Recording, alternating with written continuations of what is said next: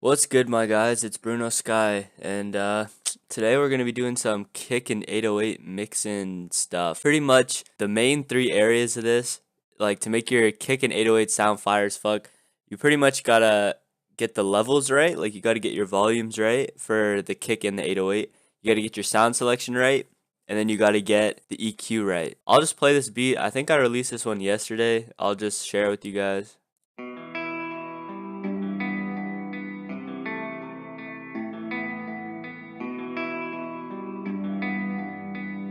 Hey, Bruno, make the drums hit.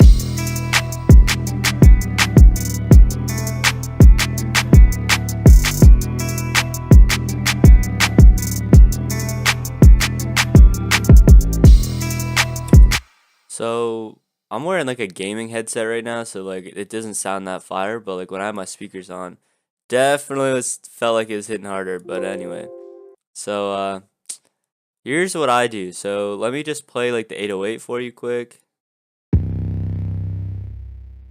That's fucking spicy. And then this kick.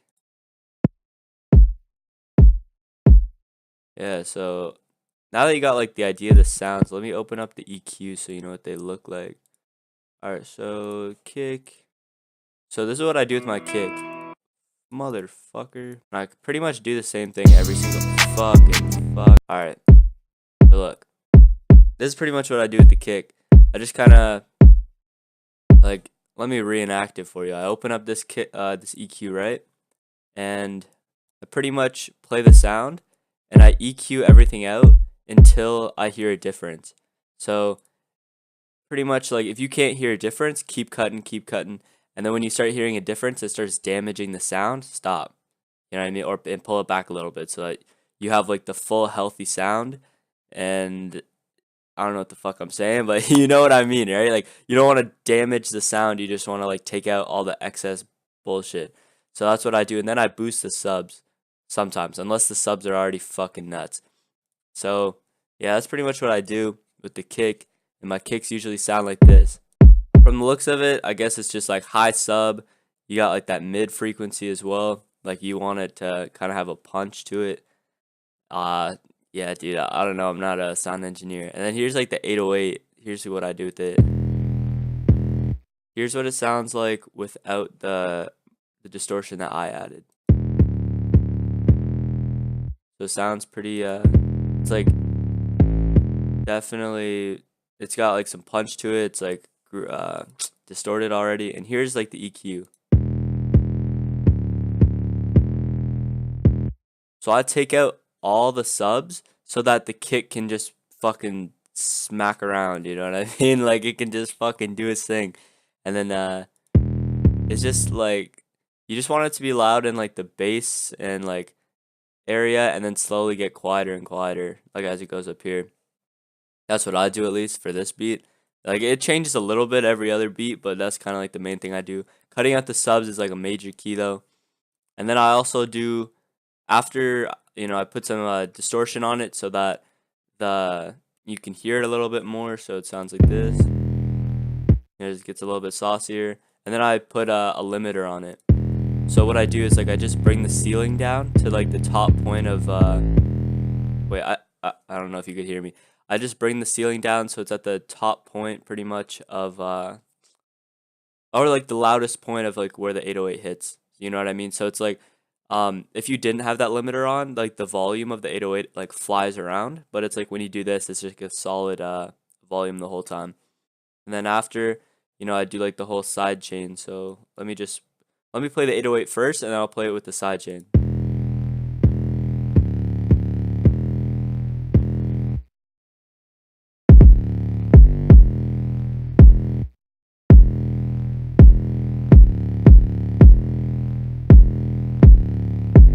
And then here's what it sounds like without the side chain. Like it just kind of gives it like they almost sound compatible. Like that sounds fucking stupid, but it's like they just sound like they're not just samples being played together. They sound kind of like they fucking fit. You know what I'm saying? So here's what my side chain looks like.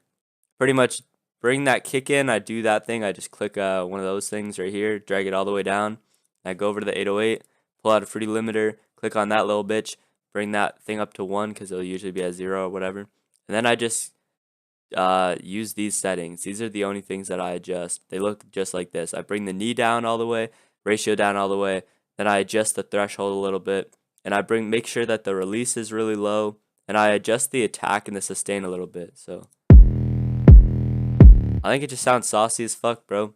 It's like the main thing is sound selection, alright? Like, you gotta get your sound selection. If you have shitty sounds, it's not gonna turn out well. You know what I mean? So you gotta get like high quality drum kits. Like, I'm dropping a drum kit soon. I'll probably be dropping it for free. Like, I don't fucking know. But it has like all the sounds that I use, and they're pretty much all compatible. Like, some of them only work with like, say like one kick only works with one 808, but then you know what I mean? Like, they all kind of work together, but not the fucking point. You just gotta get sounds that work together. So try it out. Just fucking remove the sub, boost the sub with the kick. You know, try the settings for the what do you call it, my guy? You know, it's that thing, the fucking the Fruity Limiter thing, bro. I forget what it's called. But then also for leveling, this is what I do. This is like a major key. So like, look at the volume for my kick. I make sure it's like around 6. It's either a little bit above 6 or it's at 6. Sometimes it's a little bit lower, but usually not. And then here's what my 808 volume looks like. With the sidechain, it's below 15, but without the sidechain, yeah, so without the sidechain, it's like in between 15 and 12.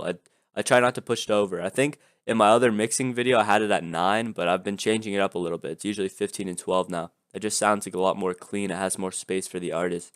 So after you put the sidechain on, it'll go down a little bit, and I think it just hits hard as fuck.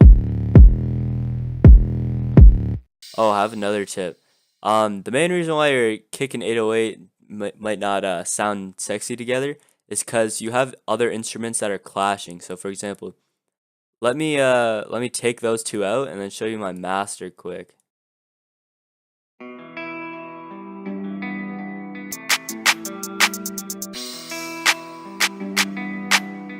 So as you can see, there's absolutely 0 subs because I EQ everything out. Like, remember how I was talking about how like I EQ until the sound gets damaged and then I stop? I do that for every instrument so that no instrument is making my subs or bass muddy. Like, there's a little bit of bass right now. That's from, I think, the guitar, just so that it has a little bit more life to it. Or maybe it was like a clap. I don't fucking remember. But pretty much the kick and the 808 should be the only thing in your sub slash bass area. Like, that's how you're gonna get those clean like kick 808 hits where people can actually hear it and it's not like, it doesn't sound all fucking, I don't even know how to fucking say words anymore, but anyway, fucking, like, you know what I mean? It just sounds sexy. That's like a major key. So make sure your melodies are like, usually don't go under, like, don't push over to the bass. Try to keep them like on this side, like, of the low mids, like to your right of the low mids. And then like bass and subs, kick and 808 only. And then your claps, all that shit, they can be anywhere around here. That's what I find works best for me, at least. Use these fucking tips. Let me know if they improve your beats. Send them to me in a DM. I'll fucking repost that shit. I'll put it on my story if I fuck with it. Yeah, just keep making fire beats, and I'll talk to you guys another time. Peace out.